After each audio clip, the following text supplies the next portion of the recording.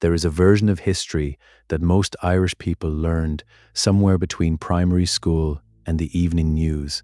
A version so clean and so satisfying that it has survived 200 years of historical revision with very little difficulty. It goes like this. The Vikings came to Ireland. They were violent and pagan.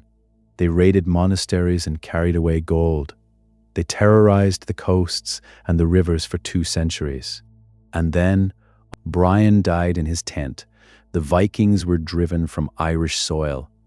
Ireland was free. It is a story with the shape of legend, sacrifice, redemption, the death of the hero at the moment of his greatest victory.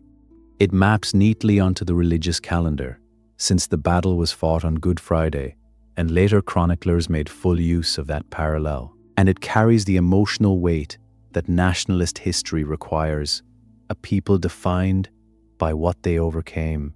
The only substantial problem with this story is that almost none of the important parts of it are true. The Vikings were not driven from Ireland in 1014. They were not expelled, not exterminated, not scattered. After Clontarf, the Norse king of Dublin, a man named Sitrick, known to history as Sitrick Silkbeard, remained on his throne for another 22 years. He ruled, he traded, he built a cathedral, he went on pilgrimage to Rome. The Viking towns of Waterford, Wexford, Limerick and Cork continued to function as they had for a century and a half. The Hiberno-Norse population of Dublin's streets went about the business of their lives, making shoes, shaping combs from antler, weighing silver, repairing ships, precisely as they had done before the battle and would do for generations after. The real story of the Vikings in Ireland is not a story of expulsion. It is a story of transformation, and it is in almost every respect more interesting than the one most people carry around in their heads. It is the story of how a group of Norwegian raiders built a settlement on the south bank of the River Liffey in 841, and how that settlement became, over the following 2.5 centuries, one of the most important cities in the Norse world. It is the story of a dynasty, the Uí Ímair, that at its height controlled not only Dublin, but York, the Hebrides, and territories stretching from northern England to the west coast of Scotland. It is the story of how Norse and Irish culture blended so thoroughly over so many generations that archaeologists working at the site of Viking Dublin in the 1970s and 1980s found it increasingly difficult to tell Irish artifacts from Norse ones. It is the story of political marriages that entangled Viking and Irish royal lines so completely that by the time of Clontarf, the battle had Vikings fighting on both sides, Irish kings fighting on both sides, and the whole neat division between native and foreigner had already become, at the highest levels of power, essentially fictional. It is the story of the largest Viking cemetery ever found outside Scandinavia, sitting beneath the quiet park at Kilmainham Island Bridge, largely unknown to the people who jog past it on summer mornings. It is the story of a city that was not destroyed, but absorbed, not ended, but continued, not foreign for long, but thoroughly, unmistakably, and enduringly Irish. And it begins, as so many Irish stories begin, with a ship on a river and a decision to stay. Take a moment to settle in. There is a lot of ground to cover tonight, and most of it has been underfoot all along, beneath the streets of cities that still carry Norse names, in the bloodlines of families whose surnames preserve a language spoken by men who came here from the fjords 1,000 years ago and never went home. Before there was a kingdom, there was a camp. Before there was a city, there was a ship enclosure. Before Dublin was anything recognizable as a city, before the timber houses, the quaysides, the silver markets, the cathedral, there was a defended position on a river where a group of Norse warriors decided that the land was worth staying in. The Irish word for that position is longphort, and it appears in Irish annals beginning in the early 1800s and 40s. The word itself is a compound of long, a ship, and fort, a harbour or enclosure. A longphort was, in its simplest form, a place where ships could be beached and defended.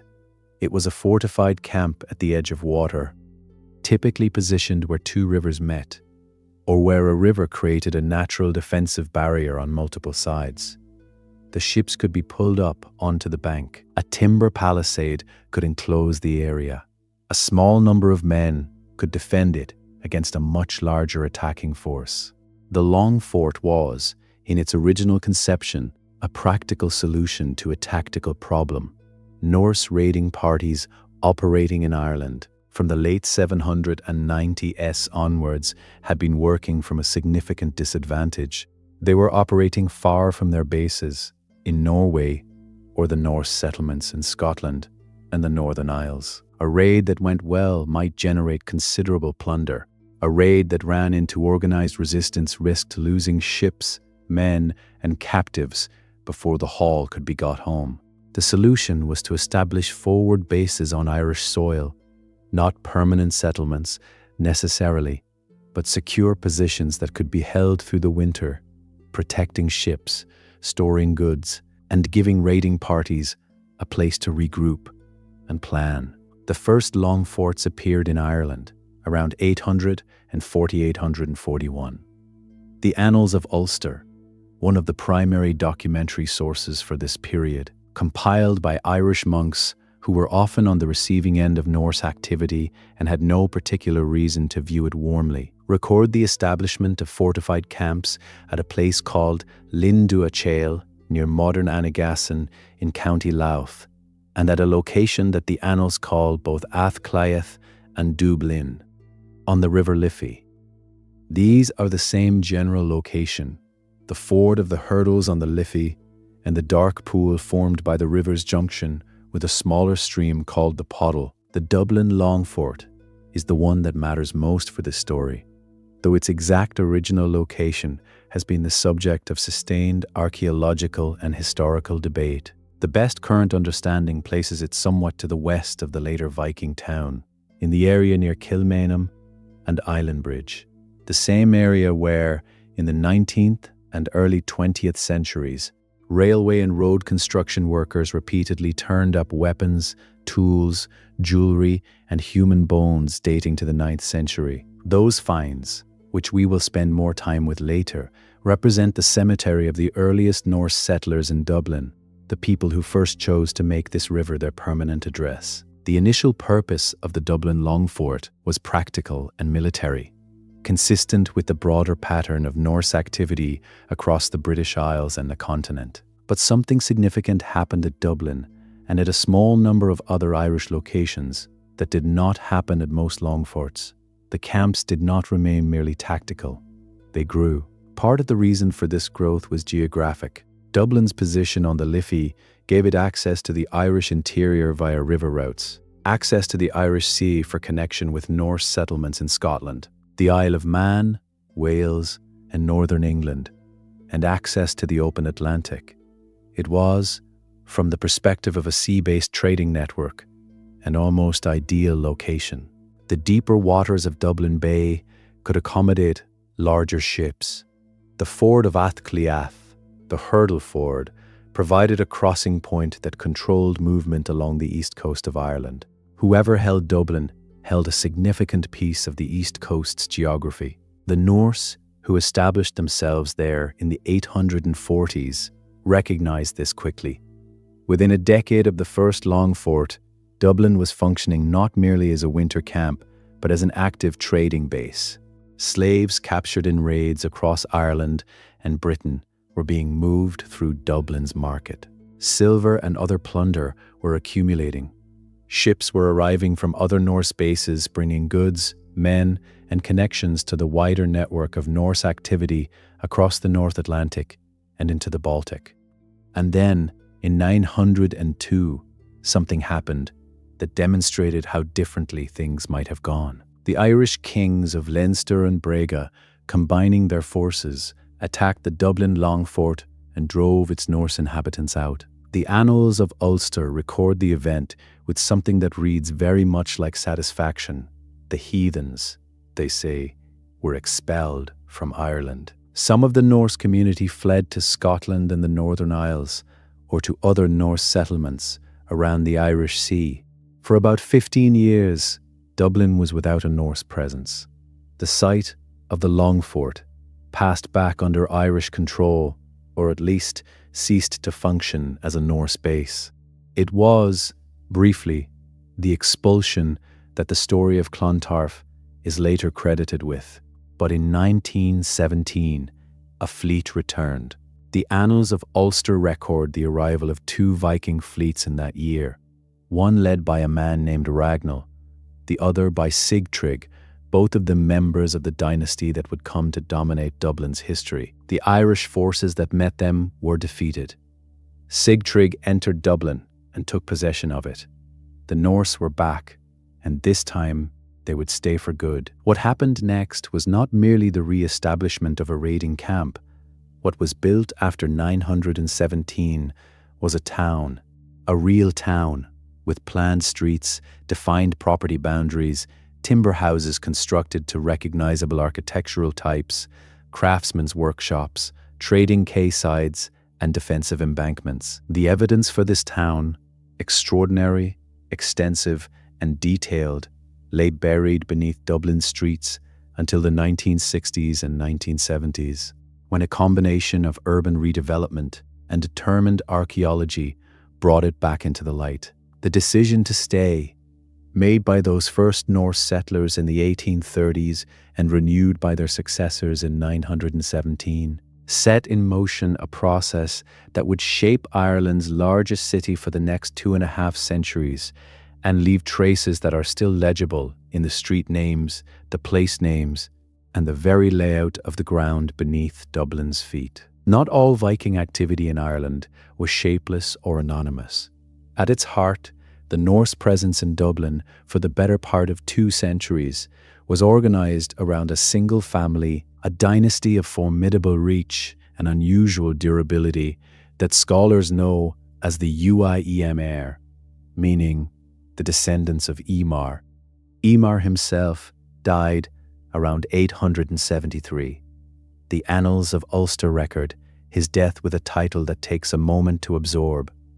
He is described as King of the Norsemen of all Ireland and Britain. That is not a modest epitaph.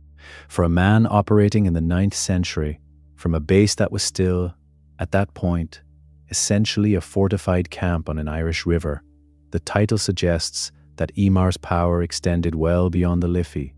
The question of who Ímair actually was has occupied historians and saga scholars for a long time, and it has not been definitively resolved.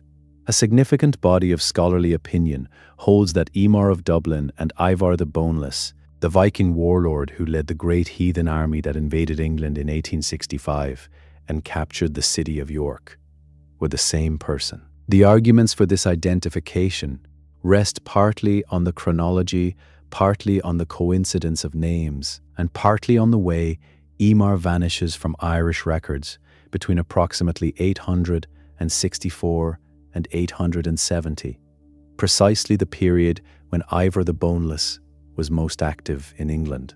Both men died in the same year. The identification is speculative. Other historians are skeptical, pointing out the problems of equating figures from different manuscript traditions, each shaped by its own cultural assumptions and narrative purposes. What is not in dispute is that whether or not Ímair was Ivar the Boneless, he was a figure of considerable power whose family would dominate the Irish Sea region for generations. The dynasty that Ímair founded, or that consolidated around his memory and his descendants, was something genuinely unusual in the early medieval world. It was not a kingdom with fixed borders and a defined territory in the way that Irish kingdoms typically were. It was a mobile power, expressed through control of key ports and sea routes rather than through possession of agricultural land. The Uí Ímair, at their height, held Dublin and York simultaneously, and at various points exercised influence over or direct control of the Hebrides, the Isle of Man, parts of Northumbria, and sections of the Irish coast. This dual nature, Irish Sea dynasty with roots in Ireland but branches in Britain and the North Atlantic, meant that the Uí Ímair were always something more complicated than either simply Irish or simply Norse. They spoke both languages. They operated within both political systems. They made alliances with Irish kings and with Norse warlords, sometimes in the same generation, sometimes in the same family. The dynasty's hold on Dublin was not unbroken. There were periods of expulsion, exile, and contested succession throughout the 9th and 10th centuries. The Norse community in Dublin was internally divided, and the relationship between Dublin's kings and the surrounding Irish kingdoms was one of constant negotiation, interrupted by periodic violence. But the Uí Ímair kept returning. Dublin was their city, in some deep sense that outlasted individual defeats and political setbacks. And they managed it, expanded it, defended it, used it with a consistency that suggests genuine investment in the place. Ímair's immediate successors maintained the family's position through a combination of military force and political maneuver. His son Barid ruled Dublin in the 870s. Another son, or grandson, Sitriúch mac Ímair, held it through the 880s. Ímair's grandson, known in the sources as Uí Ímair, that is, Ivar, son of Ivar, was ruling Dublin at the point of the 902 expulsion and appears to have died in Scotland in 904, during whatever period of displacement followed the Norse community's removal from Dublin. When the Uí Ímair returned to Dublin in 1917, under Sigtryg and Ragnall, the dynasty entered its most expansive period. Ragnall went on from Ireland to conquer York, becoming king of that city in 1919. Sigtryg held Dublin until 920, when he too moved to York and ruled there until his death in 927. After a brief period under the English king Ethelstan's control, York passed back to the Uí Ímair under Sigtryg's cousin or uncle, Gofraid Uí Ímair, in 927. For a period in the early 10th century, the same dynasty, often the same individual, held both Dublin and York. The two cities were the anchors of an Irish sea world that stretched from Limerick in the west to the north of England, with the Norse settlements of the Scottish Islands and the Isle of Man forming the links in the chain. A ship leaving Dublin could reach York, call at the Isle of Man on the way, take on supplies in the Hebrides, trade at Limerick on the return journey. The Uí Ímair commanded this network with an effectiveness that no single Irish kingdom could match. The York connection was lost definitively in 1954 when the English king Edred expelled the last Norse king of York, Eric Bloodaxe, and united Northumbria under English rule. After that, the Uí Ímair were Dublin kings, no longer kings of York, and their attention turned more fully to their position in Ireland. The dynasty continued to rule Dublin for another century, under a sequence of kings whose names, Olaf, Sigtryg, Gofraid, Ímair, cycle through the generations in the Scandinavian tradition, while their politics and their marriages became increasingly woven into the fabric of Irish dynastic life. The most significant of these later Uí Ímair kings was Olaf Cuaran, who ruled Dublin from 1945 to 980, with interruptions, and whose personal life illustrates, perhaps better than any other single story, the extraordinary degree to which the supposedly separate worlds of Norse and Irish had merged by the mid-10th century. Olaf Cuaran's marriages, his son, his Irish queen, and his eventual retirement to a Christian monastery on a Scottish island are all part of a story that belongs simultaneously to two traditions and cannot be properly told within only one of them. That story, and the remarkable woman at its center, deserves its own space. In 1974, on a stretch of ground overlooking the south bank of the River Liffey in central Dublin, archaeologists began what would become the largest urban excavation ever conducted in Europe. The site, known as Wood Quay, had been selected for a new civic office complex for Dublin Corporation. The archaeology was always intended to be limited, a brief examination before the bulldozers moved in. What the excavators found instead changed the course of Irish archaeology and sparked one of the most significant public protests in Irish history.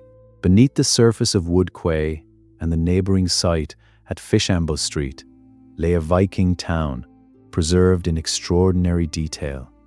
Not traces, not fragments, not the occasional find scattered through disturbed ground.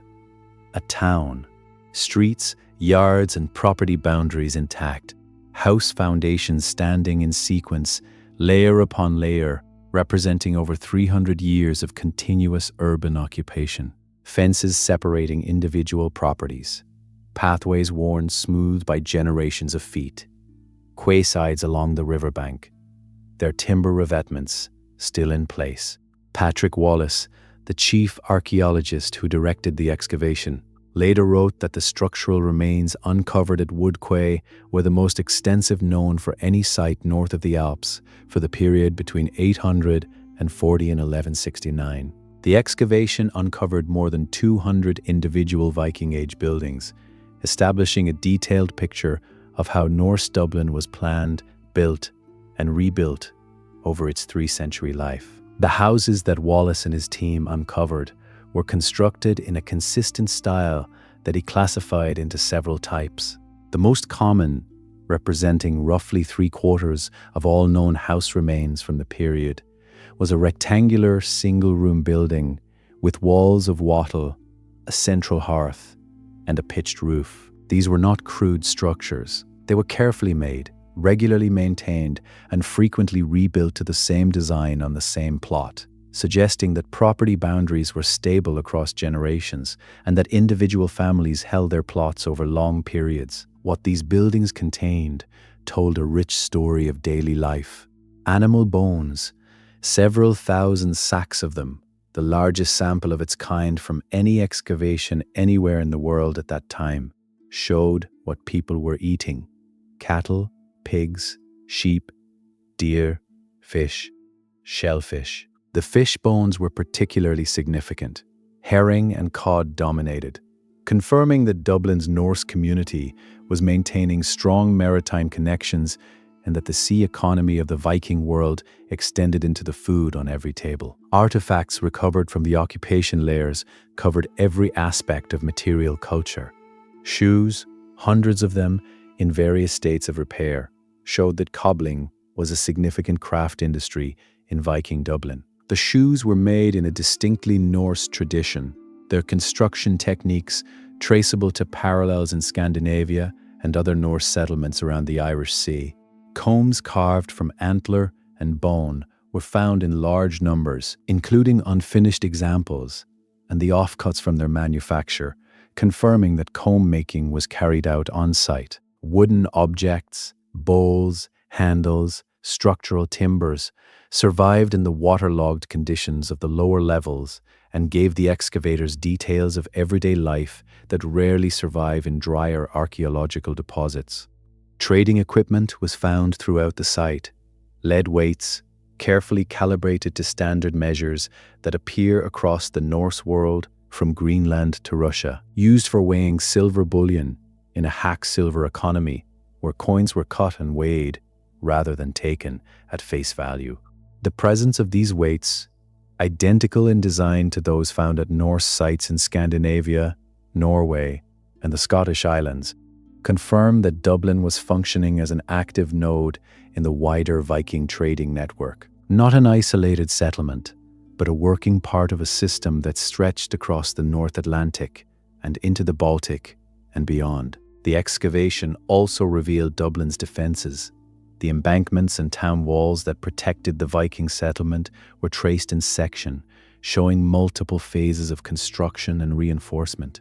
The defensive circuits that enclosed Viking Dublin were substantial engineering works, earthen banks faced with timber revetments, periodically rebuilt and extended as the town grew and the perceived threat changed over time. Perhaps the most significant thing Wood Quay demonstrated was the degree to which Dublin's Viking Age-built environment was genuinely urban, planned, organized, and managed in a way that had no precedent in Ireland before the Norse arrived.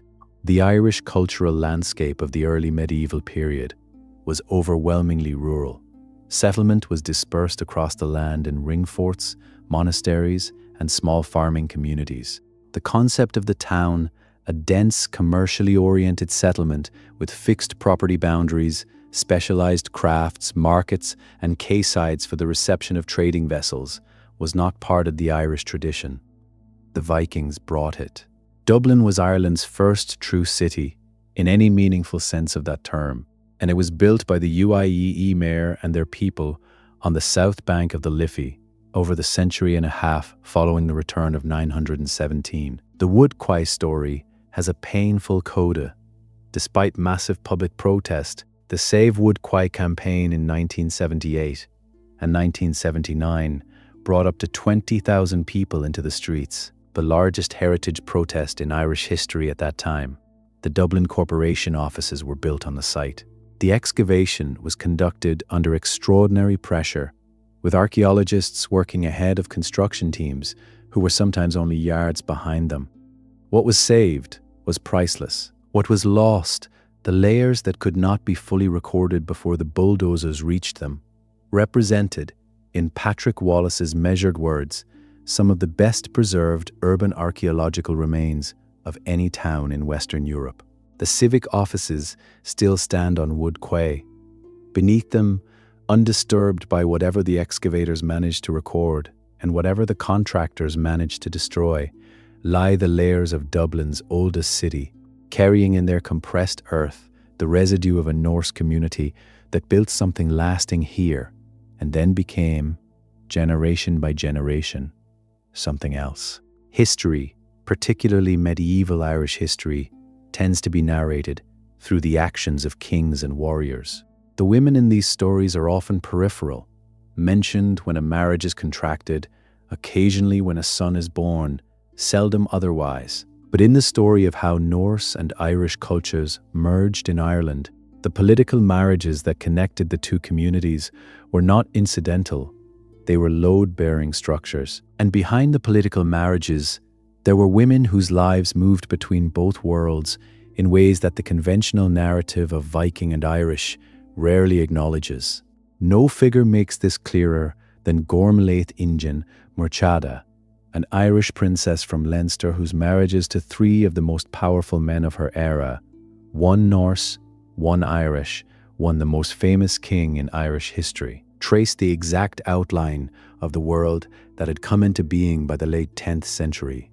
A world where the categories of Viking and Irish were becoming genuinely difficult to maintain. Gormlaith was born around 960.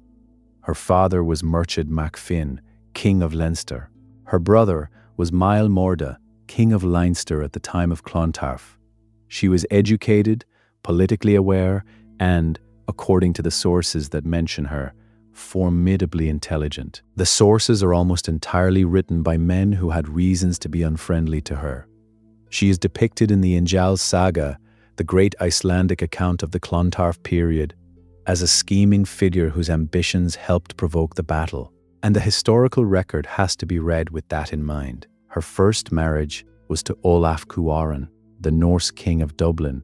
Olaf was himself a figure of unusual complexity. He had been king of York before losing that throne to the English, and had returned to Dublin in the early 1950s to resume control of the Uí Ímair's Irish stronghold. By the time he married Gormlaith, probably in the late 960s or early 970s, he had been ruling Dublin for 2 decades and had established himself as one of the most significant political figures in Ireland, Norse or otherwise. The marriage between Olaf and Gormlaith was a political contract in the way that all such marriages were. It bound the Kingdom of Dublin to the Kingdom of Leinster, giving Olaf access to Irish political networks and giving Leinster access to Dublin's trading wealth and military capacity. But it was also, at the level of the individuals involved, a marriage between a Norse Gaelic king who spoke both Irish and Norse, and may never have set foot in Scandinavia, and an Irish princess from one of Leinster's most powerful dynasties. The cultural distance between them was not what the word Viking and the word Irish might suggest. Their son, Sitrick Silkbeard, the man who would found Christchurch Cathedral, was the product of this union. He was, in his genetics, his upbringing, his language, and his politics, neither straightforwardly Norse nor straightforwardly Irish. He was something that the 10th century was producing in increasing numbers, and that the 12th century, with the imposition of clearer categories by Norman and Gaelic chroniclers alike, would try to erase. After Olaf's defeat at the Battle of Tara in 980, when the Irish High King Mal Seshnel broke the power of the Dublin Norse in a significant engagement and then marched on the city itself, Olaf retired to the island of Iona, the sacred Scottish island associated with the Irish monk Colmcille, and died there in religious penitence in 1981. Whether he converted to Christianity at this point, or whether his retirement to Iona represents a Christian faith he had already held, is uncertain. What it represents politically is complete. The King of Dublin died in the arms of Irish Christianity, in a monastery founded by an Irish saint, on an island that was among the most sacred places in the Irish Christian world. Gormlaith's subsequent marriages deepened the entanglement.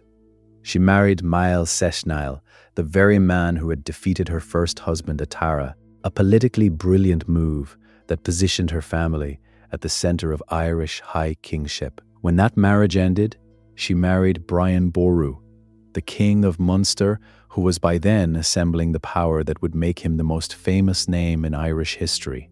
Their marriage also ended in separation. By the time of Clontarf in 1014, Gormlaith's son, by her first husband, the Norse Sitrick Silkbeard, was fighting on one side of the battle, while Brian Boru, her former husband, was fighting on the other. Gormlaith's brother Mael Morda was on Sitrick's side. Brian Boru's own daughter, Slane, was Sitrick's wife. The family arrangements around Clontarf make the conventional story of that battle, Christian Irish versus pagan Norse, almost impossible to sustain once you trace the actual bloodlines. Brian Boru's daughter was married to the Viking King of Dublin. The Viking King of Dublin's mother was an Irish princess. The Irish king fighting against Brian Boru was the brother of that same Irish princess who had also been Brian's wife. There were Norse allies on Brian's side and Irish allies on Sitrick's side. Nobody at Clontarf was fighting simply for or against the Vikings. These entanglements were not unusual. They were the norm in the political world of late 10th and early 11th century Ireland. Across the island, Norse and Irish dynasties had been intermarrying for 5 or 6 generations. By 1014, the children produced by those marriages, Hiberno-Norse, as historians would later call them, though the people themselves used no such term, occupied positions of authority in both worlds. The world that produced Sitrick Silkbeard, the world that shaped Gormlaith's extraordinary career, the world in which a Viking king would die on a Scottish island sacred to Irish Christianity. That world was not the world of the first raids in 795. 2 centuries of proximity, commerce, conflict, intermarriage, and shared daily life had produced something new, something that the categories inherited from either the Norse sagas or the Irish annals struggled to contain. Dublin was the largest and most historically prominent of the Norse settlements in Ireland, but it was not the only one, and the story of how the Vikings stayed in Ireland cannot be told by looking at Dublin alone. Along the south and west coasts, in the estuaries and river mouths that offered the same combination of shelter and strategic access that made Dublin valuable, other communities took root and grew. Waterford was established around 914, when the annals record the arrival of a large Norse fleet at Port Lairge, the harbour on the River Suir, in what is now County Waterford. The name that the Norse gave their settlement, Vedrafjörður, rendered in English as Waterford, means Ram's Fjord or Windy Fjord, a straightforward Norse geographical description. The location was well chosen. The Suir provided deep water access for large vessels, while the promontory on which the settlement was built was naturally defended on three sides by the river and its tributaries.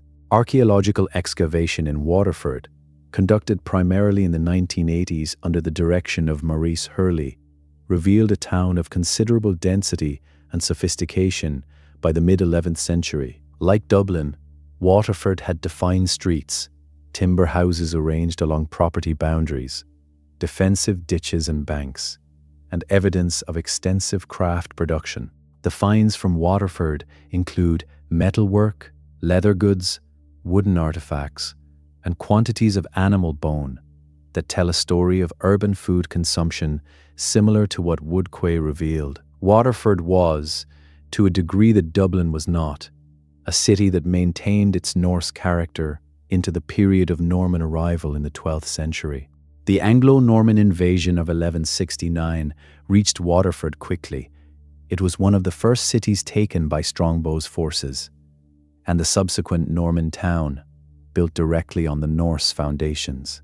The round tower known as Reginald's Tower, which still stands on the Waterford quayfront, takes its name from a Norse ruler named Ragnall, and its lower courses of stone may incorporate the remains of an earlier Norse defensive structure. Wexford, from the Norse Vesafjordur, the inlet of the mudflats, was established around the same period as Waterford, in the early 10th century. Archaeological evidence for the Viking town at Wexford is less extensive than at Dublin or Waterford, partly because the continued occupation of the site through the medieval and modern periods has obscured and destroyed much of the earlier material. But place name evidence and limited excavation confirm a Norse presence from at least the early 10th century, and the town's position at the mouth of the River Slaney made it a natural base for Norse activity along the south coast. Limerick presents a different kind of story. Established around 922,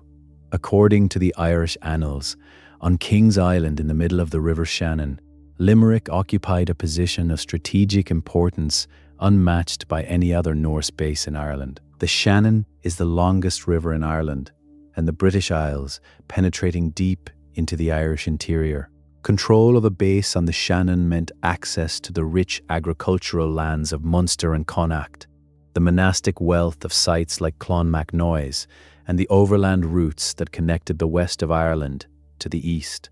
The Norse of Limerick, who came, according to the annals, as a distinct group and established their own independent settlement, maintained a complicated relationship with the Dublin Vikings throughout the 10th century. There were periods of outright conflict between the two Norse communities, particularly in the 940s when Dublin Vikings attacked the monastery at Clonmacnoise, a target that the Limerick Norse had apparently regarded as under their own influence. The rivalry between Dublin and Limerick was, in political terms, as much a Viking story as any conflict between Norse and Irish. Limerick also became, by the late 10th century, deeply entangled with the Irish dynastic politics of Munster. The rise of Brian Boru and his Dalcase family from their base at Killaloe on the lower Shannon involved a sustained campaign against the Limerick Norse, whom Brian effectively subdued and made tributary in the 1960s and 1970s. The Norse of Limerick, unlike those of Dublin, found themselves incorporated into a Munster political system dominated by an aggressive and expanding Irish dynasty, rather than maintaining the relative autonomy that the Dublin kings enjoyed.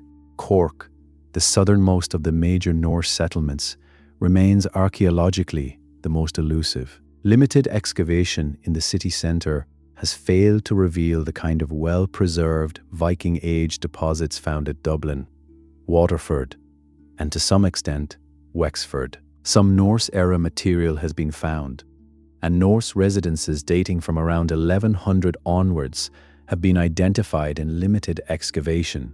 The Norse settlement at Cork was likely smaller and less significant than those at Dublin or Waterford, serving primarily as a coastal harbour rather than as a major trading or political centre. What all of these towns share is more significant than what divides them. They were urban in a landscape that had no other urban tradition. They were commercially oriented in an economy that was overwhelmingly pastoral. They were connected to an international trading network that extended from Greenland to Byzantium, from the Volga to the Irish coast. And they were, from their first generations onward, in constant interaction with the Irish communities that surrounded them, intermarrying, trading, sometimes fighting, but always in contact, always influencing, and being influenced. By the late 11th century, the process of cultural merger that had been underway for 2 centuries had reached a point where, as the National Museum of Ireland has noted, it is often difficult to distinguish Viking artifacts from Irish ones in the material record. The people producing those artifacts were themselves no longer easily distinguishable by ancestry or identity. They were the products of 2 traditions that had grown together, gradually and imperfectly, but irreversibly. Among the things that have obscured the story of the Vikings who stayed in Ireland is a persistent assumption about religion. In the conventional narrative, Vikings were pagan. Brian Boru and the Irish were Christian. Clontarf was, on some level, a religious conflict, as much as a political one, the righteous defenders of the faith against the heathen invaders. The later medieval compilation known as Cogad Gaedel Riga Laib, the War of the Irish against the foreigners, explicitly frames it in these terms, and its influence on Irish historical writing about the Viking Age was profound and long-lasting. But the religious picture was considerably more complicated, and the timeline of Norse conversion to Christianity in Ireland has implications for how we understand the whole arc of Norse settlement. The first generations of Norse settlers in Ireland were, by all accounts, pagan. The grave goods from the Kilmainham Island Bridge Cemetery, swords, spearheads, shields, tools, bronze brooches, were buried with the dead in a tradition consistent with Norse paganism. The practice of equipping the deceased for continued existence in the world that came after death. The annals' references to the Norse as heathens or pagans in the early period are broadly accurate, but conversion began to happen within the first century of settlement, and by the end of the 10th century, it was effectively complete among the established Norse communities of Ireland's towns. The timeline was gradual rather than sudden. No single conversion event, no royal decree, no mission from Rome that transformed the Norse communities overnight. Instead, as scholars have argued, the process appears to have been incremental, driven by the intimate daily contact between Norse settlers and the Irish Christian world that surrounded them. There are several mechanisms by which this contact could have promoted conversion. Intermarriage is the most obvious. An Irish woman marrying into a Norse household brought with her not only her own Christian faith, but her family's connections to the local Christian community, the parish church, the monastic network, the social fabric woven around Christian observance.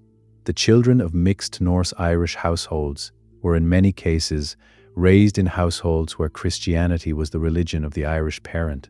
Trade was another mechanism. Norse merchants dealing regularly with Irish counterparts were operating in a world saturated with Christian reference.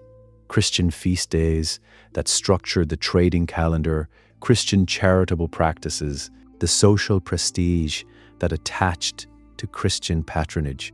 Practical integration into Irish economic life created social pressure towards religious conformity.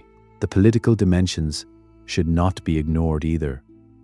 Irish kings who accepted Norse rulers as tributaries or allies expected, over time, compliance with the social and legal norms of Irish Christian society. The acceptance of Brehon law by the Norse King of Dublin in 1988, recorded in a remarkable entry in which the Norse ruler Glunierne formally recognized the Irish High King Miles Sechnaill and agreed to pay taxes and be bound by Irish law, represents a moment of formal political integration that presumably included or implied religious conformity as well. By the reign of Sitric Silkbeard, who held Dublin from around 989 to 1036.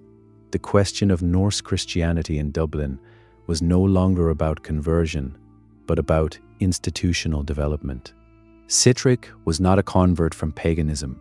He had been raised in a court that was, at least nominally, Christian. His mother, Gormlaith, was Irish and Christian.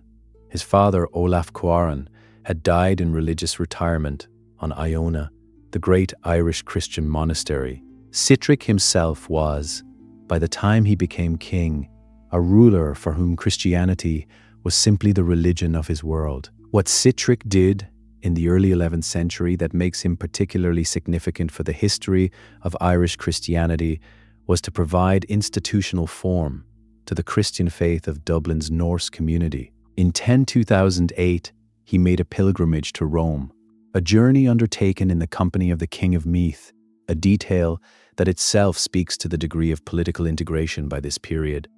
On his return journey, he visited Cologne, one of the great cathedral cities of Northern Europe. In the years that followed, he founded Christ Church Cathedral in Dublin.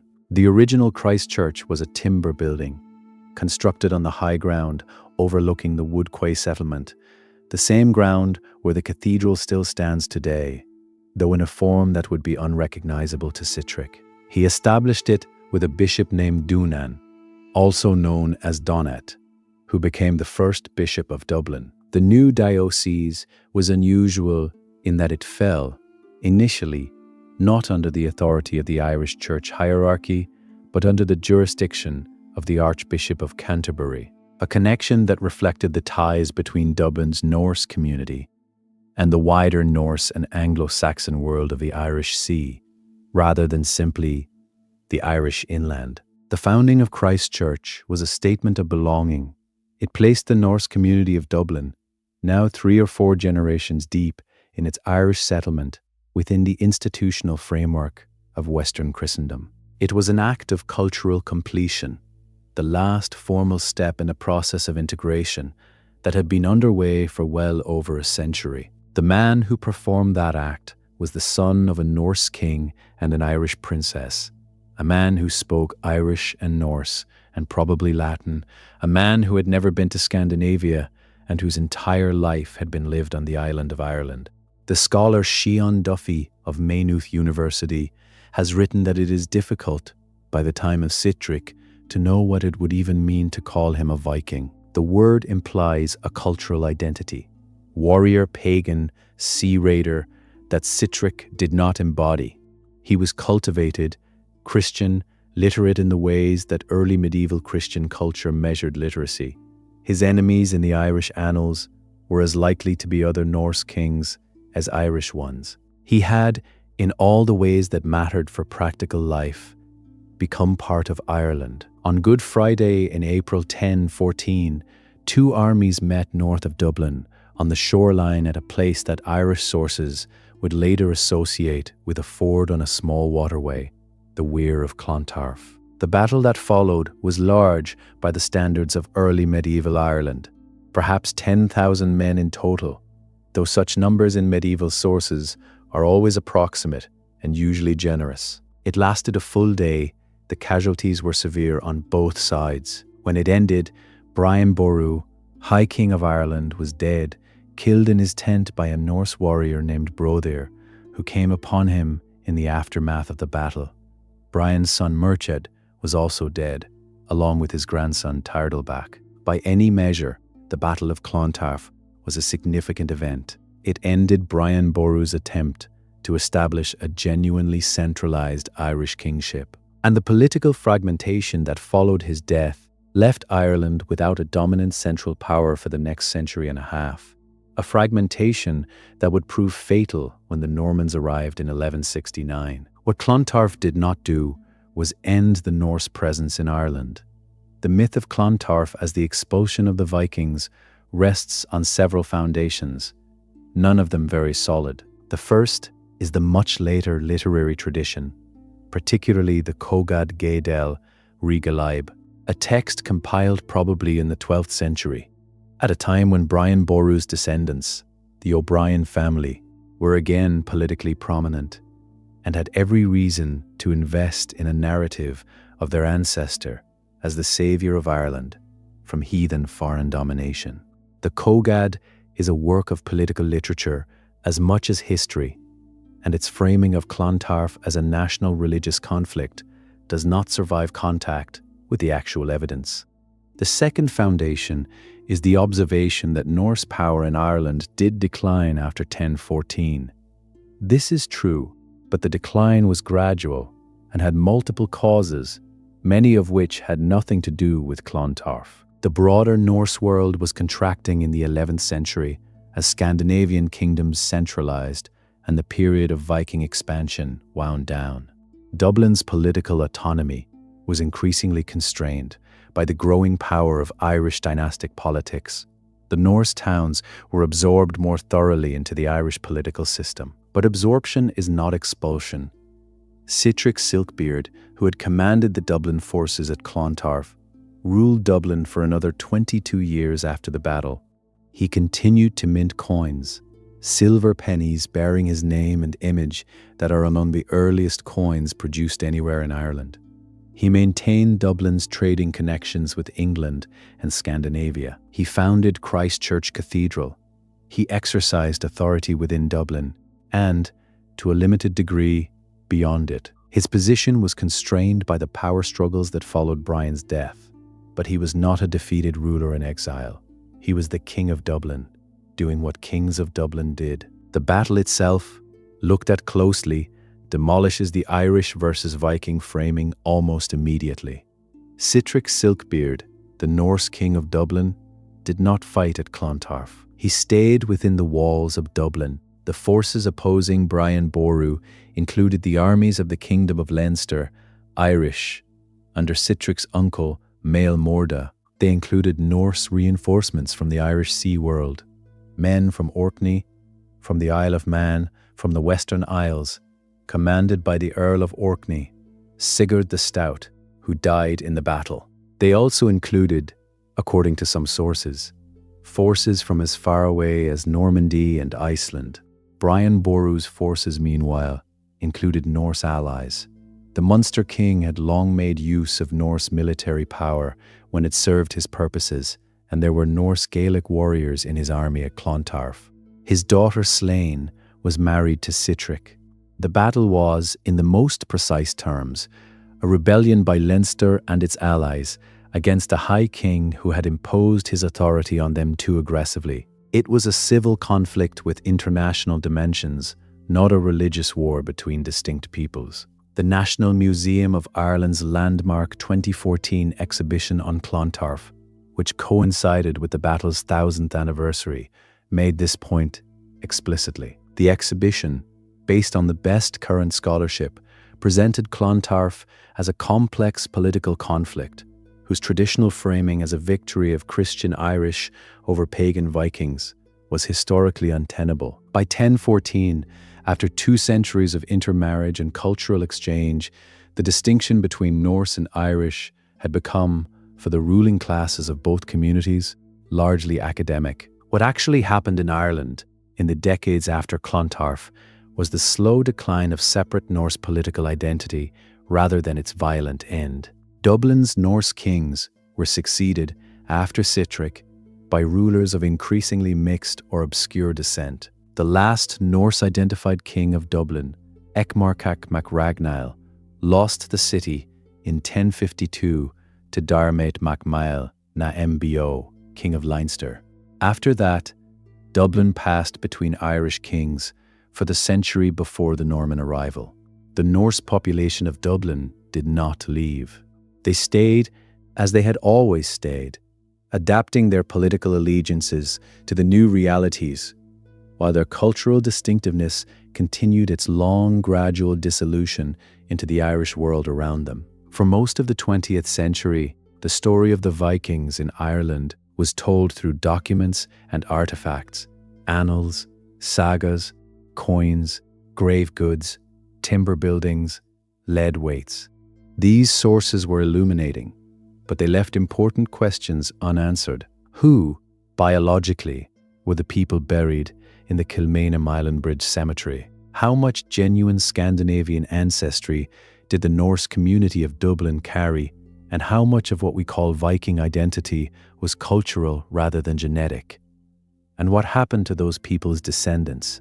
In 2020, a landmark study published in the journal Nature provided the first systematic answers to some of these questions.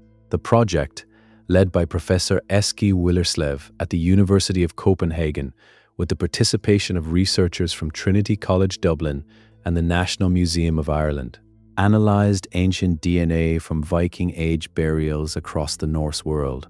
More than 400 individuals from sites in Norway, Denmark, Sweden, Britain, Ireland, Iceland, and other locations connected by Viking Age activity. The results challenged assumptions about Viking identity that had survived both scholarly revision and popular cultural representation. The Irish Viking genomes, derived from individuals buried in Dublin and elsewhere in Ireland in the Viking tradition, showed high levels of Norwegian-like genetic ancestry. This was not, in itself, surprising. The historical sources had long suggested that the Norse who came to Ireland were primarily from Norway rather than Denmark, and this finding confirms what the written evidence implied. But the contrast with Viking Age England was striking. The English Viking genomes showed a predominantly Danish genetic signature, distinct from the Norwegian pattern in Ireland. This distinction is historically significant. The Danes who invaded and settled eastern England during the same period, establishing the Danelaw, were, genetically, a different population from the Norwegians who built Dublin and Waterford. The Irish Sea Viking world was a predominantly Norwegian enterprise, consistent with the geographic logic of the North Atlantic routes that connected Norway directly to the Orkney and Shetland Islands, the Hebrides, and then south to Ireland. The study also found something more unexpected and more interesting in the Dublin material. A burial discovered during excavation at Ship Street Great in Dublin. An individual interred in the Viking tradition, with grave goods consistent with Norse identity, turned out, when its DNA was analysed, to be genetically almost entirely of local Irish origin. The person buried at Ship Street Great carried a Y chromosome lineage most common in the northwest of Ireland. They were, by ancestry, Irish. They were buried as a Viking. Lindsay Simpson, the excavator of the Ship Street Great site, captured the implication with economy. It's the reverse of what you would expect. What the DNA suggests is that Viking identity in Ireland, as in other parts of Britain, was not purely a matter of Scandinavian ancestry. People of local Irish origin were adopting Norse cultural practices, the burial rites, possibly the language, the social identity, and being incorporated into the Norse community. The boundary between Norse and Irish, even in the 9th and 10th centuries, was more permeable than either the annals or the sagas were inclined to admit. The same study found evidence of this cultural adoption at sites in Orkney, where two individuals buried with swords in the Viking tradition turned out to be genetically most similar to present-day Irish and Scottish people. The Norse cultural world absorbed indigenous people alongside its Scandinavian settlers, creating communities in which ancestry and identity did not necessarily align. For Ireland, the implications of the ancient DNA work extend into the modern population.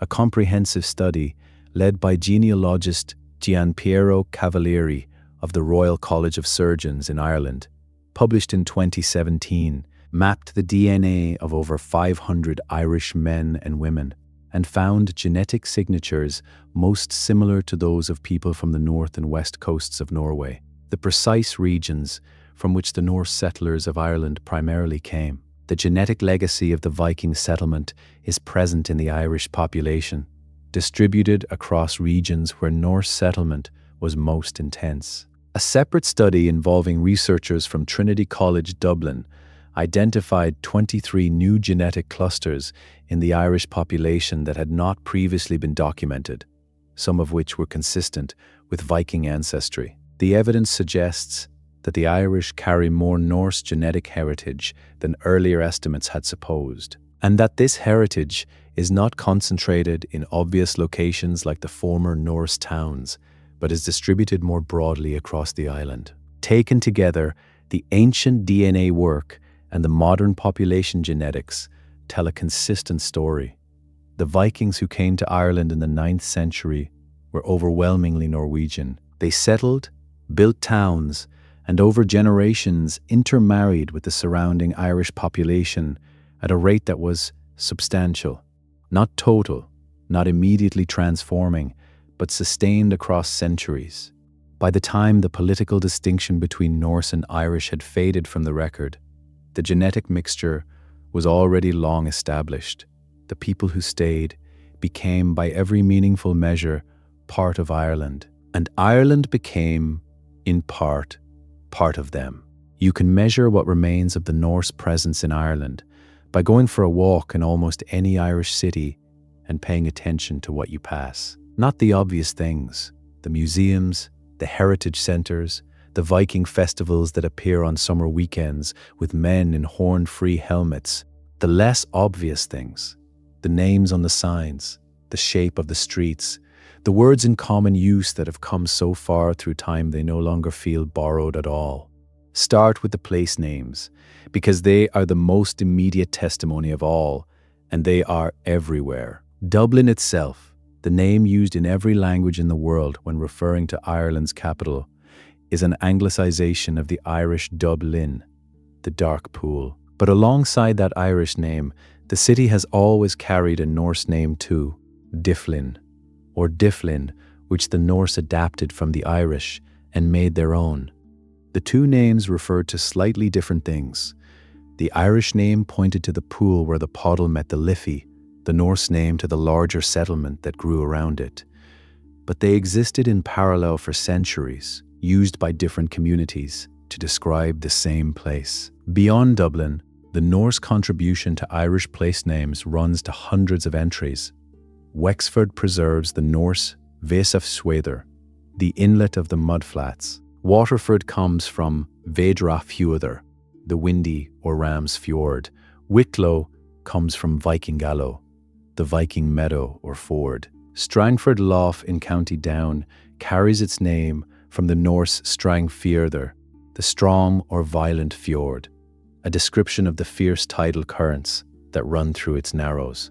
Carlingford in County Louth comes from the Norse Curlingafjörður, the fjord of the old women, or the Hag's Fjord, a name that may refer to the shape of local rock formations. Howth, the headland north of Dublin, comes from the Norse Hufud, simply the head. Leixlip in County Kildare comes from the Norse Laxlaup, the leap of the salmon, referring to a waterfall on the River Liffey where salmon were caught. These are not obscure, academic place names. They are places that appear on road signs and weather forecasts, and in the addresses of hundreds of thousands of people, carrying within their syllables the testimony of a settlement that ended 12 centuries ago. Move from place names to surnames, and the Norse presence becomes even more intimate. It is now in the names of people, not landscapes. The surname Doyle, one of the most common surnames in Ireland, comes from the Irish O Dubhail, meaning descendant of the dark foreigner. The term Dubgal, dark foreigner, was used in the Irish annals to describe a specific category of Norse settlers, typically those who came from the Danish tradition rather than the Norwegian. To be an O Dubhail was to claim descent from the Norse. Other common Irish surnames carry similar etymologies. Harold, from the Norse Haraldr, appears in several Irish families. The McAuliffe family, Mac Amlaib in Irish, descends from the Norse personal name Amlaib, itself the Irish form of the Norse Olaf.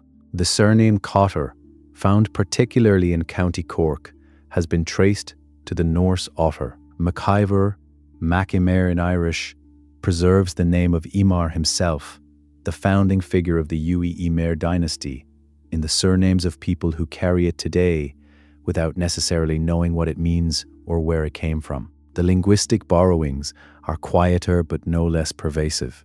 The Irish word for a penny, pingin, comes from the Norse penningur. The Irish word for a market, margad, comes from the Norse markether. The Irish sailing vocabulary absorbed a significant number of Norse technical terms during the centuries when Norse and Irish sailors worked the same waters, and some of these terms survive in regional Irish dialects. The word for an anchor in some Irish dialects and related maritime terminology preserves Norse borrowings that have been in use on the Irish coast for 1,000 years. The streets of Dublin's oldest neighbourhoods follow, in some cases, alignments established during the Viking Age town plan. The area around Christchurch Cathedral and Fishamble Street preserves, in attenuated form, the street pattern that Wood Quay's excavations mapped in detail, the north-south axis of the main street, the plots running back from it in a pattern consistent with Viking Age urban planning. The modern city has built over, realigned, and transformed this pattern almost beyond recognition, but it is there if you know what to look for. The greatest legacy, however, is the one that is hardest to point to physically. It is the legacy of urban life itself. Before the Norse established their long forts and towns along the Irish coast, Ireland had no towns. The Irish landscape was rural, organized around ringforts and monasteries, and the dispersed settlement of a farming people. The concept of the dense, commercially oriented, market-based urban settlement was not part of the indigenous tradition. The Norse introduced it. Dublin, Waterford, Wexford, Limerick, Cork, Ireland's 5 oldest cities, were Norse foundations. They transplanted that knowledge to Ireland, and what they built persisted. The Anglo-Normans who came in 1169 and overwhelmed the last vestiges of Norse political independence in these towns did not demolish them and start again. They built on top of them, expanded them, connected them to the European feudal system. But the towns themselves, the very fact of urban Ireland, was Norse in its origins. Walk through any Irish city today, through Dublin's Temple Bar or Waterford's Quays or Limerick's King's Island, and you are walking through a space that exists because a group of Norwegian sailors decided in the 9th century that this river, this harbour, this stretch of sheltered water was worth staying for. They stayed. Their children stayed. Their grandchildren married into Irish families and were not entirely sure by the end whether they were Norse or Irish, and found that the question mattered less and less as time went on. The ships that brought the first settlers wore down the waves between Norway and the Irish coast in the 9th century, and then, over the generations, were replaced by other ships and other routes and other connections.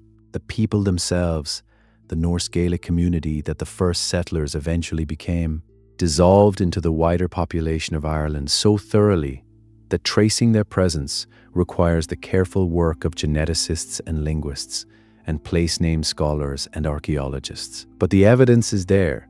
It is in the ground beneath Dublin, in the graves at Kilmainham Island Bridge, in the timber houses mapped by Patrick Wallace's team at Wood Quay, in the DNA of the modern Irish population, in the street names and the surnames and the maritime vocabulary and the very existence of the cities that Ireland has been building on ever since. The Vikings who stayed in Ireland did not remain Vikings for long. 2 centuries of proximity was enough to produce something new, a Hiberno-Norse culture that drew on both traditions and eventually merged into a single Irish tradition. They built towns that became cities. They founded a dynasty that governed the Irish Sea for 2 centuries. They founded the cathedral that still stands at the heart of Dublin. They left their names in the landscape, their genes in the population, and their urban planning in the bones of the streets we walk. They are still here, if you know where to look. If the kind of slow, detailed history that we've explored tonight is something you find yourself drawn to, the layers beneath the story everyone knows, the places and people that mainstream history tends to hurry past, there are more of these waiting here whenever you want them. If this one was useful to you, a like or a subscription takes only a moment and makes a genuine difference to how many people find the channel. But for now, let the Norse names settle back into the landscape where they've always been. Let the dark pool at the Poddle's mouth grow quiet again.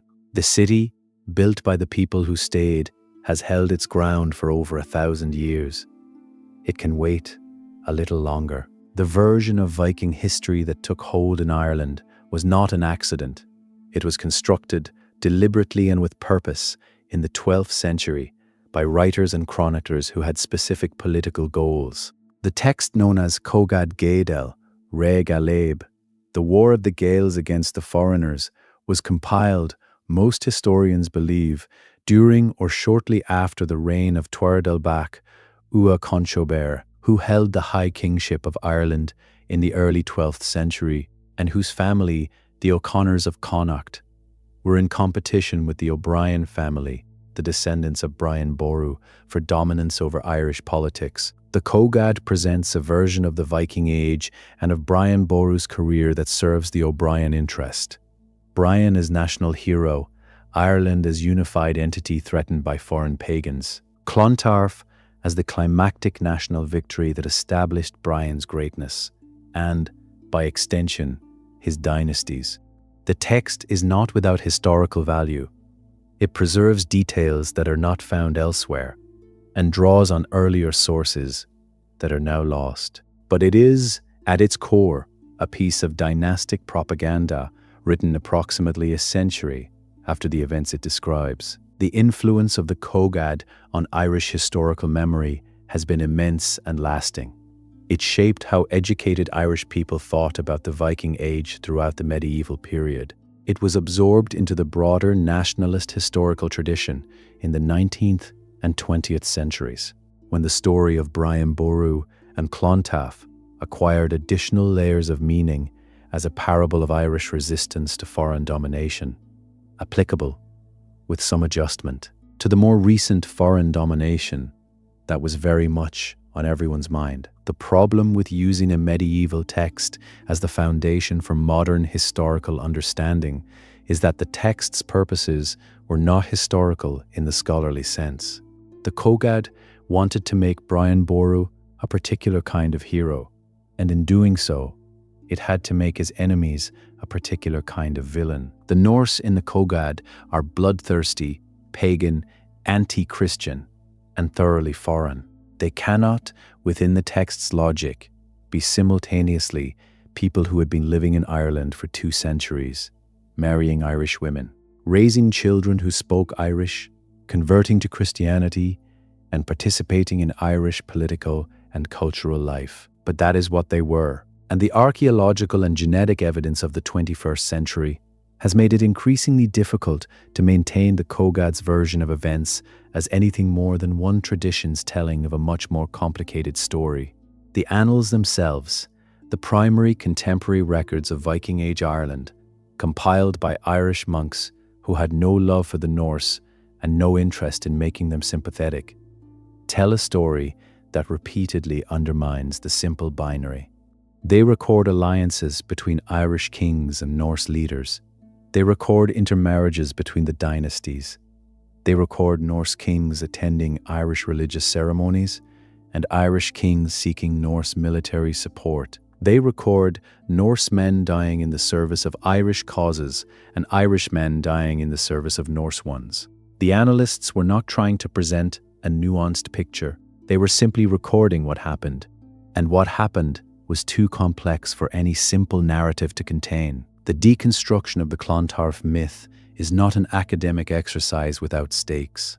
How we understand the Viking Age in Ireland matters for how we understand what Ireland is, where its cities came from, where its language got some of its words, where its people carry fragments of their ancestry. The version of Viking history that places the Norse entirely outside the Irish story, as foreign invaders who were eventually expelled, denies a significant portion of what Ireland actually is, built up through 1,000 years of accretion, from every population that came here, stayed, and eventually became part of the place. There is something worth pausing on in the geography of the Uí Ímair's power at its peak. The dynasty held Dublin and York simultaneously for portions of the early 10th century, two cities separated by the Irish Sea, by the length of Britain's northern coastline, and by a political and cultural landscape of extraordinary complexity. To govern both from within the communications technology of the 9th and 10th centuries, when news travelled at the speed of a ship, and a decision made in Dublin might take weeks to reach York, required not just military force, but a kind of networked political intelligence that historians have perhaps undervalued. The Irish Sea in the Viking Age was not a barrier, it was a highway. A well-found ship could cross from Dublin to the Isle of Man in a day's sailing, from the Isle of Man to the Hebrides in another day or two, from the Hebrides to Orkney in fair weather in a further day's run. The Norse settlements that dotted this route, at Dalriata on the Scottish coast, at the various island communities of the Hebrides, at the Norse settlements in Galloway and Cumberland on the English side of the Irish Sea, were not isolated outposts. They were stopping points on a network, nodes in a system of communication and exchange that moved goods, people, information, and political authority between Ireland, Scotland, and northern England with a regularity that the agricultural kingdoms of Ireland's interior could not match. The Uí Ímair understood this network and used it. Their power rested not on the kind of territorial control that Irish kingdoms exercised, possession of agricultural land, collection of cattle tribute, the physical domination of a defined landscape, but on the control of the sea routes and the trading towns that served them. Dublin was valuable not because of the farmland around it, but because of what passed through it. Slaves, silver, furs, cloth, weapons, information. Waterford and Limerick were valuable for the same reason. This is why the dynasty survived the loss of York in 954 so well. The English king Edred's unification of Northumbria closed one terminal of the Uí Ímair network, but left the others intact. Dublin continued. The Irish Sea network continued. The dynasty adapted, concentrating its energy on the Irish dimension of its power while maintaining the connections to the Scottish islands and the Isle of Man that gave that power its maritime character. The Uí Ímair's Irish Sea Empire is one of the underappreciated political formations of the early medieval period. It does not fit neatly into the categories that historians typically use. It was not a kingdom in the territorial sense, not an empire in the Roman sense, not a confederation in the way that term is usually applied.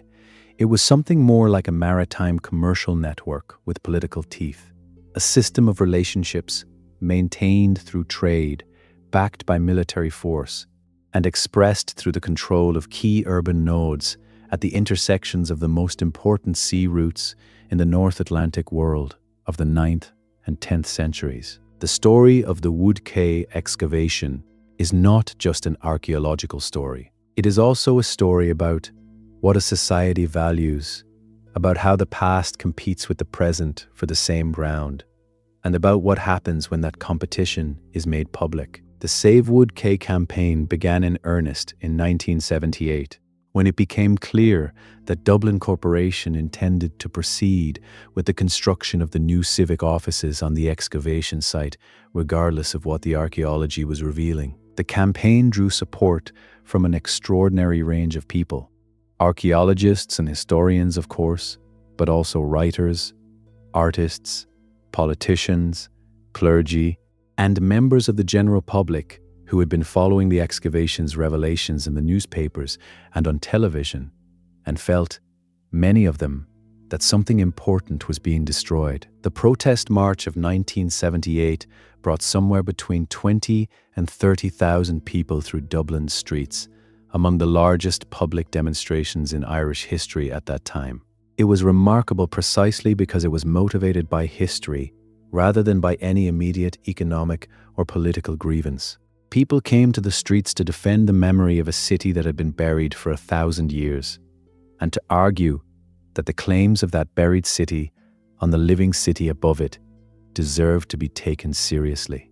The campaign ultimately failed in its primary objective, The offices were built, but it succeeded in forcing the excavation to be conducted as thoroughly as the circumstances allowed, and it produced a level of public engagement with urban archaeology in Ireland that had never existed before. Patrick Wallace has written that the excavation, conducted under the pressure of the campaign and the awareness of public attention, generated a sense of obligation to thoroughness that shaped how the work was done.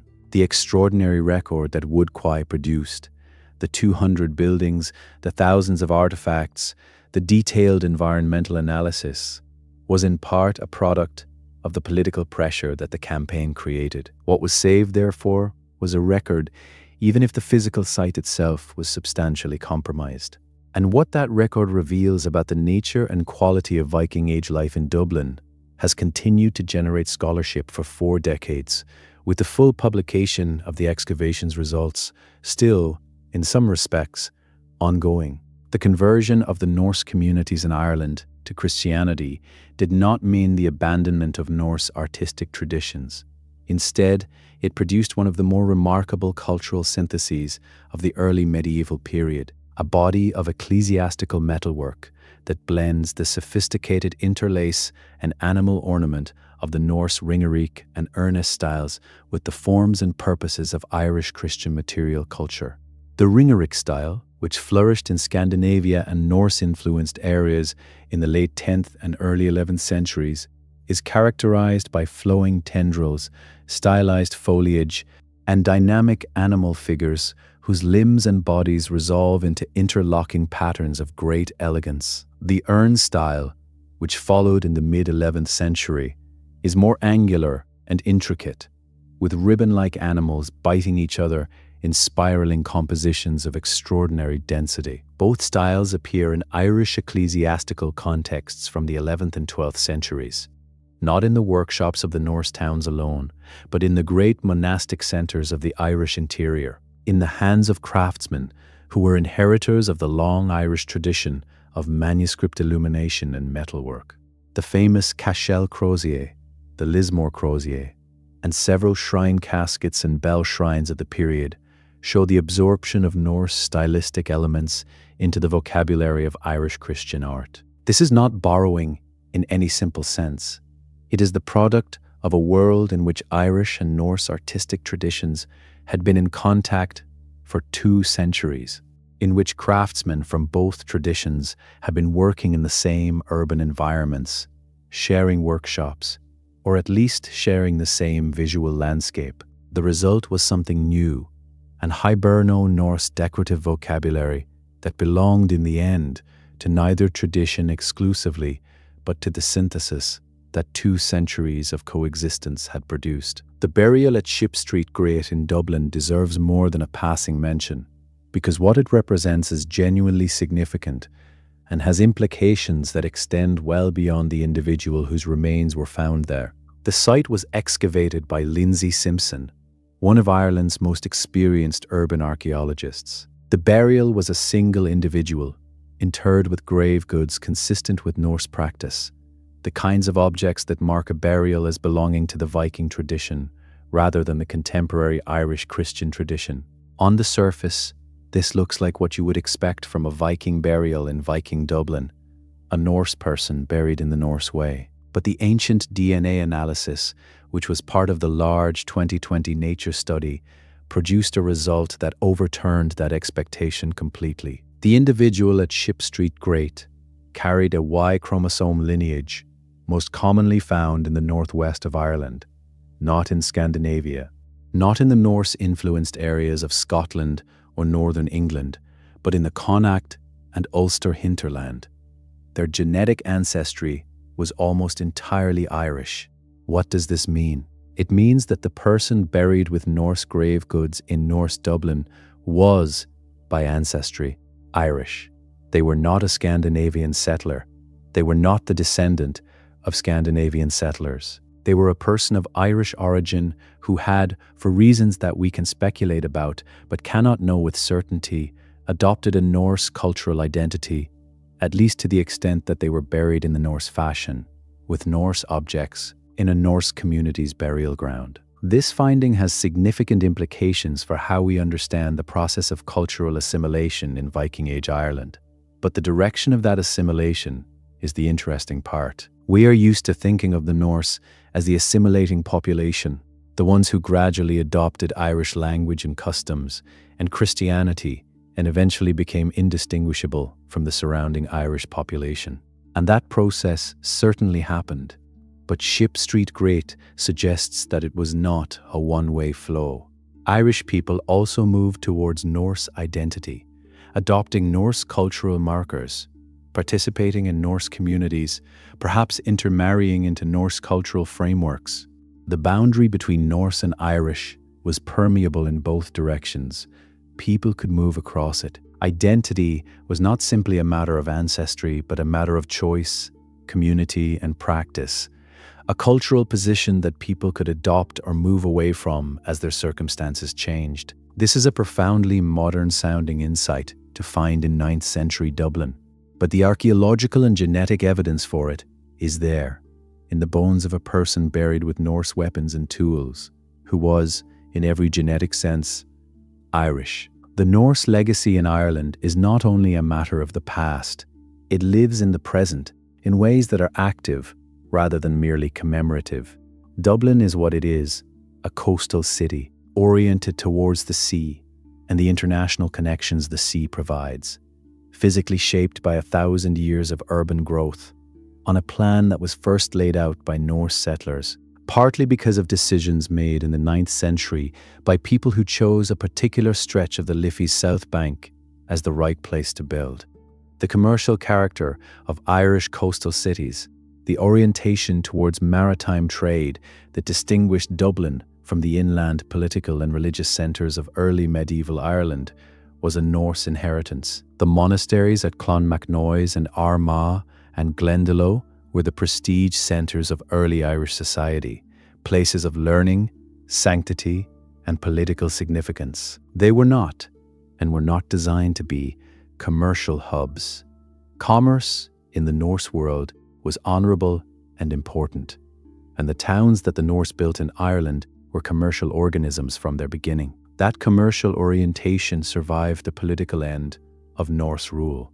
When the Normans arrived in 1169 and took control of Dublin, Waterford, and the other Norse towns, they were taking over functioning commercial centres, and they managed them as such. Dublin became more important, not less, under Norman and later English rule, partly because its commercial infrastructure was already in place. The quaysides that Wood Quay's excavation mapped were rebuilt and extended by subsequent populations, but the fundamental fact of Dublin as a port city oriented towards the Irish Sea and the Atlantic trading world was a Norse gift to every subsequent generation. The surnames that millions of people of Irish descent around the world carry, Doyle, McAuliffe, Harold, Cotter, McIver, and others, carry within them a piece of this history. Not dramatically, not obviously, not in a way that most people who hold those names have occasion to think about. But the link is there, running back through the centuries to the Dublin settlement on the south bank of the Liffey, to the men and women who built timber houses along streets that are buried now beneath modern Dublin, who weighed silver and made shoes and shaped combs and sailed ships and married into Irish families and became, over generations, part of the island. The quiet persistence of that inheritance is, in the end, the most fitting tribute to the people who made it. They did not stay as conquerors. They stayed as settlers, and then as neighbours, and then as family, and then as simply Irish, in the way that everyone who has been on this island long enough eventually becomes Irish, carrying the memory of where they came from in their names and their faces, and the deep, slow sediment of the culture they brought with them and left behind. The dark pool is still there, somewhere beneath the modern city. The Poddle still runs, culverted underground, towards its junction with the Liffey. The streets that Wood Quay revealed are still there in the ground, compressed under centuries of subsequent construction, and the people who built those streets are still present, diffused through the Irish population, Their Norwegian ancestry folded into an Irish identity they would not have recognized by name, but might have understood, had they known how long they were going to stay. One of the aspects of the Viking presence in Ireland that mainstream accounts most consistently underplay is the economic transformation it produced. The Norse did not merely add a trading dimension to an existing Irish economy. They created, in the space of a few generations, an entirely new economic system in Ireland, one based on urban markets, specialist craft production, coined money, and the integration of the Irish economy into the wider Norse trading world that at its extent connected Ireland to the markets of the Middle East. The evidence for this transformation comes partly from the archaeological record at Wood Quay and the other excavated Norse sites, and partly from the extraordinary finds made at the Woodstown site in County Waterford, a Viking longphort discovered in the early 2000s during road construction that produced over 5,000 artifacts from the 9th century, including silver ingots, lead weights, coins of Byzantine and Carolingian origin, ship nails, and tools from metalworking and leatherworking activities. The silver economy of Viking Age Ireland deserves particular attention. Before the Norse established their towns, Ireland had no coinage. Silver circulated in the form of objects, penannular brooches, arm rings, neck rings that functioned as both jewelry and portable wealth, but there was no system of standardized weights and measures that would allow silver to be used as a regular medium of exchange. The Norse brought such a system with them.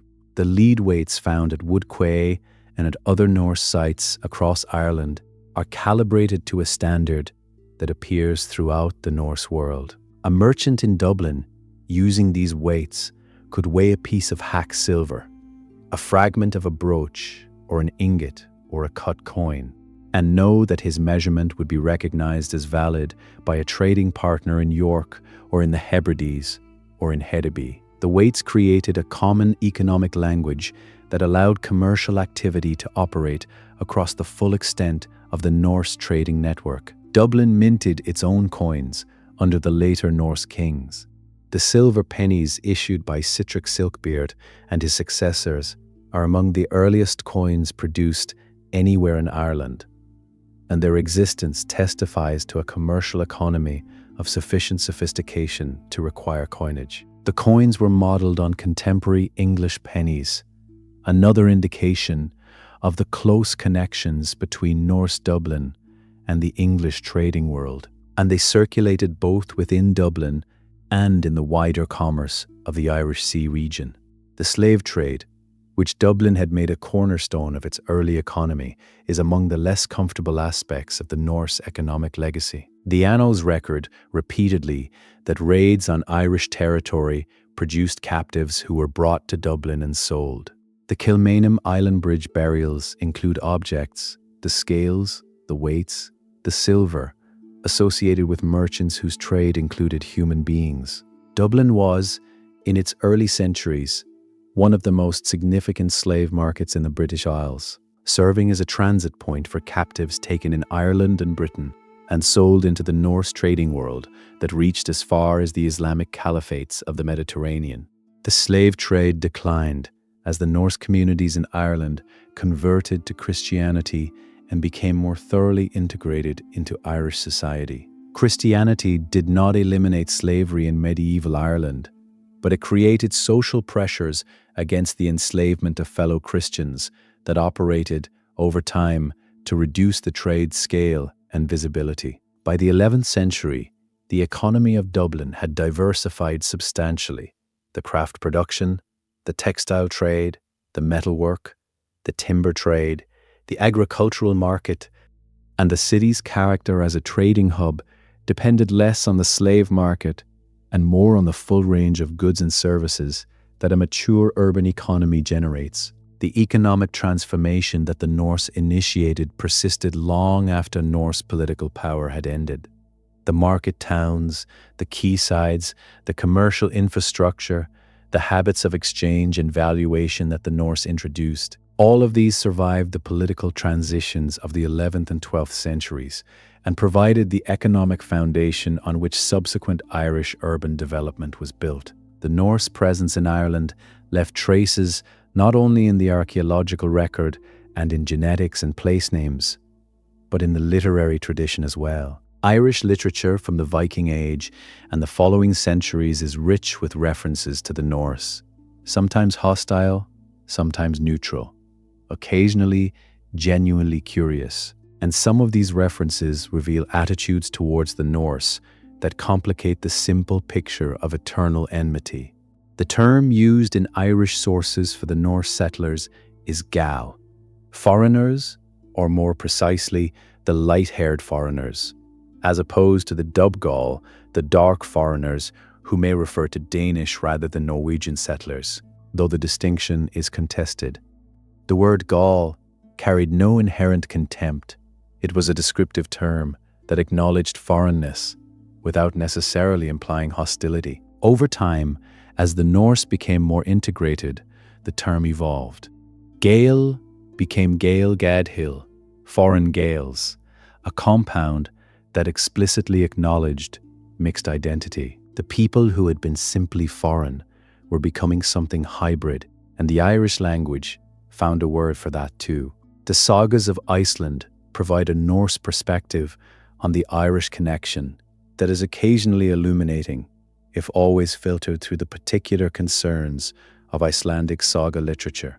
Several of the family sagas include characters who are clearly Irish or Hiberno-Norse in origin.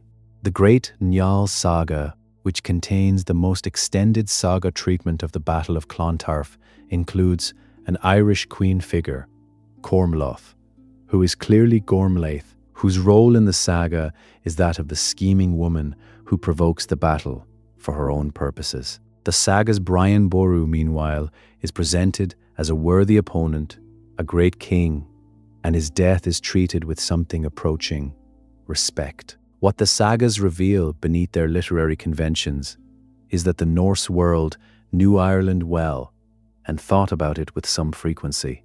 Iceland itself had been settled by Norse and Gaelic settlers from Ireland and the Scottish Islands, and some of the early Icelandic settlers were explicitly identified as Irish in origin. The Irish presence in Icelandic genetics and culture is a subject of its own, but it testifies to the depth of the Norse-Irish connection across the whole of the North Atlantic world.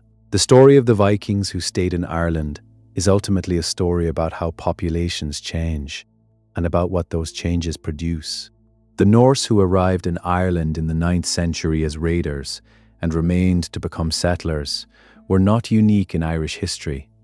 Ireland has absorbed waves of newcomers throughout its recorded and archaeological past. The pre-Celtic populations, the Neolithic farmers, the Bronze Age newcomers, the Celts, the Romans who influenced without invading, the Vikings, the Normans, the later English and Scottish plantation populations. All of them are part of what Ireland is, layered into the population and the landscape and the language. The Norse layer is not the deepest or the most fundamental, but it is among the most practically significant because it produced the urban infrastructure that all subsequent Irish history has been built upon. A country without cities is a country of a particular kind, dispersed, rural, organized around kinship and land rather than commerce and specialization.